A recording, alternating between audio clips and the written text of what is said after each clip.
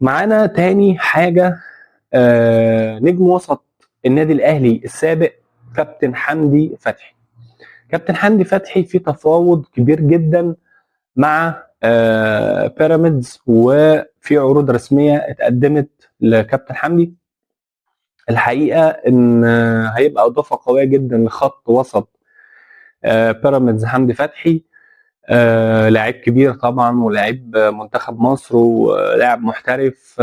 بس المشكله حاليا ان التفاوض في مرحله المبالغ اللي طالبها كابتن حمدي فتحي. نادي بيراميدز شايفها ان هي عاليه شويه. هو طالب 50 مليون في الموسم وعقد يمتد 5 مواسم، يعني طالب 250 مليون في عقد 5 مواسم. بيراميدز شايف ان العقد دوت ممكن يبقى كبير شويه، او الرقم ممكن يكون كبير، والمده ذات نفسها ممكن تقل ل3 سنين او 4 سنين بحد اقصى.